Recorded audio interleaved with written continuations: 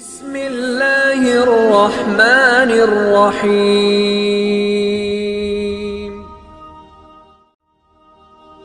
اور آپ جانتے ہیں ماہ رمضان شریف کی پہلی رات کیا ہوتی ہے؟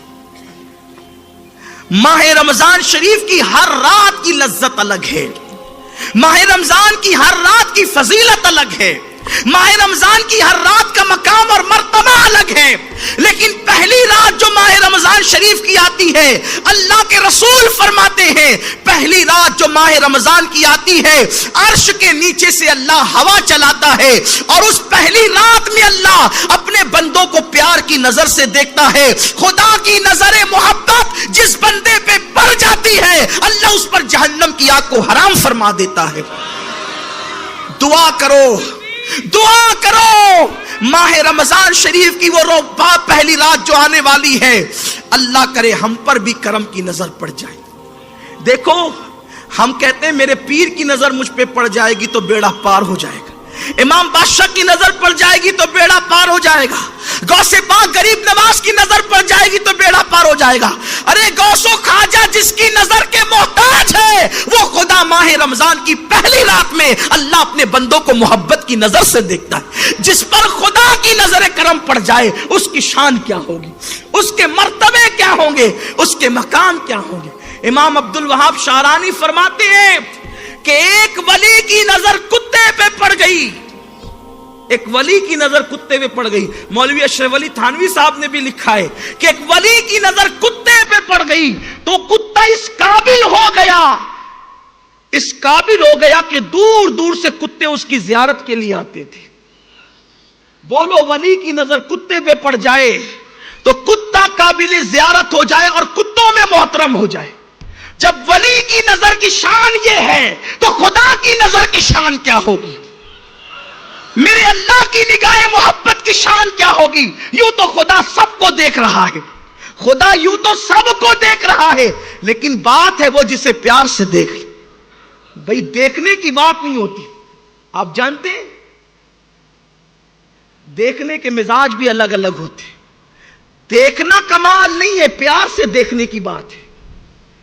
ہمارا دیکھنا کمال نہیں ہے، پیار سے دیکھنے کی بات ہے۔ نہیں دیکھتے آپ کسی بچے کو اسکول دیر سے آئے تو ٹیچر گھور کے دیکھتا ہے، دیکھ تو ٹیچر رہے نا، لیکن بچہ تھر تھر کانپ رہا ہے۔ وہ کیوں کانپ رہا ہے؟ دیکھنے کی فضیلت تھوڑی ہے، دیکھنے کی فضیلت تھوڑی ہے، پیار سے دیکھنے کی فضیلت۔ یہ خاص بات ہے، یہ خاص بات ہے۔ بچہ دیر سے آیا اسکول تو ٹیچر نے گھور کے دیکھا، دیکھنے میں بچہ ڈر گیا۔ بچہ اسکول نہ گیا، ماں باپ نے گھور کے دیکھا، بچہ ڈر گیا۔ لیکن کوئی اچھا کام کر کے پیار سے دیکھا تو، اور خدا پیار سے کب دیکھتا ہے؟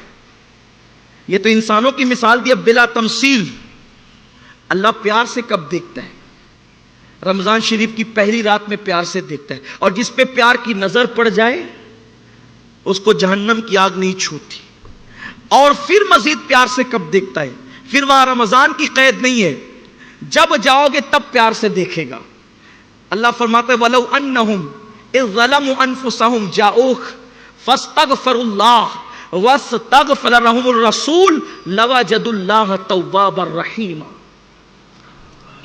اے محبوب، اگر یہ اپنی جانوں پہ ظلم کریں، گناہ کریں، اور آپ کی بارگاہ میں آپ کو سفارشی بنانے کے لیے آپ کی بارگاہ میں پہنچ کر توبہ کریں اور آپ ان کی سفارش کر دیں تو یہ ضرور پا لیں گے اللہ کو، یہ ضرور پا لیں گے اللہ کو، بہت توبہ کا قبول کرنے والا اور بہت رحم کرنے والا۔ لوگ کہتے ہیں اللہ تو مسجدوں میں بھی ملتا ہے، اللہ تو کعبے میں بھی ملتا ہے، اللہ تو گھروں میں بھی ملتا ہے، پھر کیا ضرورت ہے رسول کی چوکھٹ کی؟ ارے ملتا ہر جگہ ہے، لیکن صفت قہاری سے ملے گا تو تجھے تباہ کر دے گا۔